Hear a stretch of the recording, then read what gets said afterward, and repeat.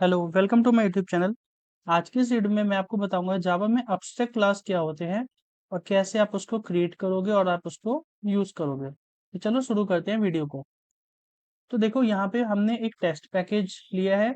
आप कुछ भी पैकेज का नाम रख सकते हो। आपको अपने इस पैकेज पे राइट क्लिक करना है और आपको बनानी है पहले एक क्लास। ठीक है। अब क्लास का नाम आप कुछ भी रख सकते हो। तो चलो हम एक काम करते हैं, क्लास का नाम हम टेस्ट रख लेते हैं। टेस्ट वन, ठीक है। अब यहाँ पे आप मॉडिफायर्स देख रहे हो। तो यहाँ पे पहले हमने रखा अपने क्लास को पब्लिक है। यहाँ पे आपको देख रहा होगा एक abstract नाम का चेकबॉक्स है। आपको बस इस चेकबॉक्स को क्लिक करना है और फिर आपको फिनिश कर देना है। तो अब जो आपकी क्लास बनेगी वो abstract क्लास बनेगी। तो देखो यहाँ पे आपका abstract कीवर्ड जो है यहाँ पे लिखा आ गया, मतलब ये क्लास जो है आपकी एक abstract क्लास बन गई। तो अब बात करते हैं कि abstract क्लास करती क्या है। जैसे मैंने आपको कल लास्ट वीडियो में मैंने आपको अब्स्ट्रैक्शन का कॉन्सेप्ट बताया था, जिसमें आप क्या करते हो, इम्प्लीमेंटेशन डिटेल्स हाइड कर देते हो और बस वही इंफॉर्मेशन यूजर को दिखाते हो जो कि उसके मतलब की होती है। फॉर एग्जाम्पल, आप अपने फोन से एसएमएस टाइप किया, आपने अपने फोन पे आपने सेंड बटन पे क्लिक किया और वो मैसेज आपके उस पर्सन को चला गया बेसिकली, जिसको आपको भेजना था। जब आपने सेंड बटन पे क्लिक किया तो उसके अंदर क्या क्या फंक्शनैलिटी, क्या प्रोटोकॉल्स लगे, कैसे मैसेज जो है आपके फोन से उस सिस्टम पे गया, दूसरे इंसान के फोन पे गया, वो सब डिटेल्स तो आपको नहीं पता होती। तो ये एग्जाम्पल एब्स्ट्रैक्शन का जिसमें आपने इम्प्लीमेंटेशन डिटेल हाइड कर रखी है कि वो चीज अंदर काम कैसे कर रही है, बस आप अपने कस्टमर को से यूज करने दे रहे हो। एक एग्जांपल मैंने आपको रिमोट का लिया था कि आप रिमोट के पावर बटन को प्रेस करोगे तो आपका टीवी ऑन या ऑफ हो जाएगा, राइट। तो वो जो कंपनी है, मान लो सैमसंग का आपका टीवी है। अब सैमसंग ने आपको एक फीचर दे दिया कि आप बटन पे क्लिक करो तो आपका टीवी ऑफ हो जाएगा और उसी बटन पे क्लिक करो तो ऑन हो जाएगा। बट वो फीचर तो बस आप यूज कर पा रहे हो, उसके अंदर के इम्प्लीमेंटेशन डिटेल आपसे हाइड कर रखी है, आपको नहीं पता कि वो कैसे काम कर रहा है। सो ये अनदर एग्जांपल एब्स्ट्रैक्शन का, ठीक है। तो हम बेसिकली एब्स्ट्रैक्शन में क्या करते हैं, अपनी इम्प्लीमेंटेशन डिटेल को हाइड कर देते हैं। तो ये क्या करता है एब्स्ट्रैक्शन, हम करते क्यों है, अपने सॉफ्टवेयर के, अपने जावा प्रोग्राम की सिक्योरिटी को एनहेंस करने के लिए एब्स्ट्रैक्शन इंप्लीमेंट किया जाता है। और एब्स्ट्रैक्शन जो है आपका एक बहुत इंपॉर्टेंट कॉन्सेप्ट है आपके ओप्स का। ओके।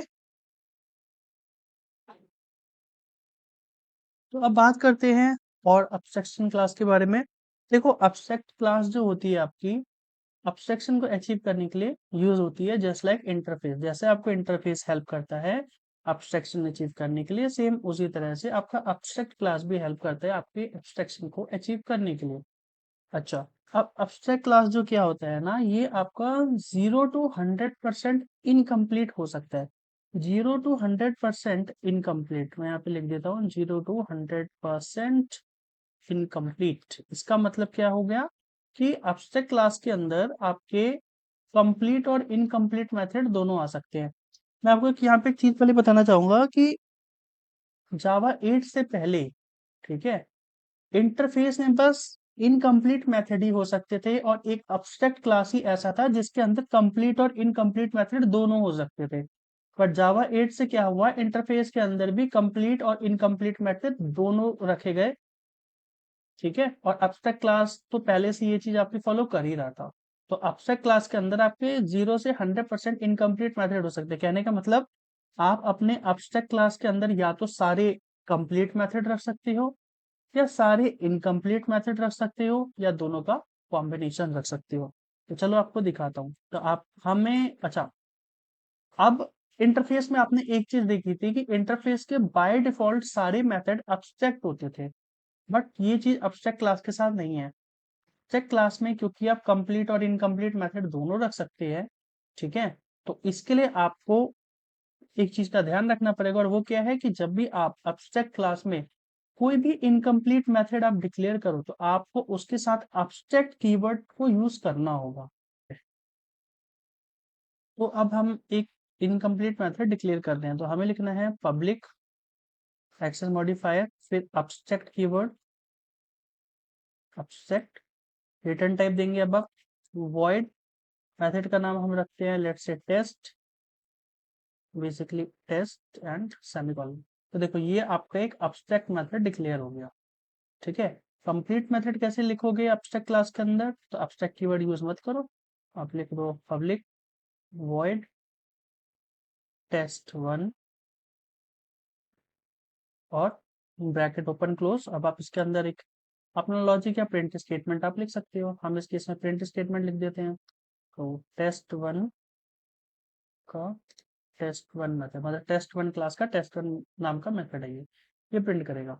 ठीक है, तो आपने देखा कि कैसे आप एब्स्ट्रैक्ट मेथड डिक्लेयर करोगे, कैसे आप एक कंप्लीट मेथड भी आप रख सकते हो अपने एब्स्ट्रैक्ट क्लास में। तो अब इसका यूज क्या है, एब्स्ट्रैक्ट क्लास का यूज क्या है, चलो ये जानते हैं। बेसिकली कैसे आप अपने इस इनकम्प्लीट मेथड को कंप्लीट करोगे। तो जैसे आपने देखा इंटरफेस की वीडियो में कि आपके इंटरफेस को क्लास इंप्लीमेंट करता था और उसके मेथड को इनहेरिट करके ओवरराइड करके कंप्लीट करता था, सेम वही केस आपका इसमें भी होगा। इसमें हम एक लेट से IMPL नाम की क्लास बनाते हैं। अभी IMPL नाम का क्लास क्या करेगा, अब आपको पता है कि अगर आपको इस test1 क्लास के इस मेथड को इनहेरिट करके कंप्लीट करना है तो आपको इनहेरिटेंस का कॉन्सेप्ट लगाना पड़ेगा। और इनहेरिटेंस कैसे इंप्लीमेंट होती है जावा में? दो क्लासेस के बीच एक्सटेंड्स कीवर्ड का यूज करके और क्लास और इंटरफेस के बीच इंप्लीमेंट्स कीवर्ड का यूज करके। ठीक है, तो यहाँ पे हम लिखेंगे एक्सटेंड्स test1। ओके, अब आप देखो जैसे ही IMPL क्लास ने आपके test1 मेथड को इम्प्लीमेंट किया, बेसिकली इनहेरिटेंस इंप्लीमेंट किया, जैसे ही हमने IMPL और test1 क्लास के बीच में, यहाँ पे आपको एक एरर दिख गई। क्या दिख गई है? बोल रहा है ऐड अनइम्प्लीमेंटेड मेथड्स। तो आप इस पे क्लिक कर दो और देखो आपका टेस्ट मेथड जो है यहाँ पे ओवरराइड हो गया, जो कि आपके एब्स्ट्रैक्ट क्लास में इनकम्प्लीट था। अब यहाँ पे ओवरराइड हो गया, अब आपको इसे कंप्लीट करना है तो आप कंप्लीट करने के लिए क्या करोगे? कंप्लीट मेथड क्या होता है? जिस मेथड की बॉडी हो वो मेथड कंप्लीट होता है।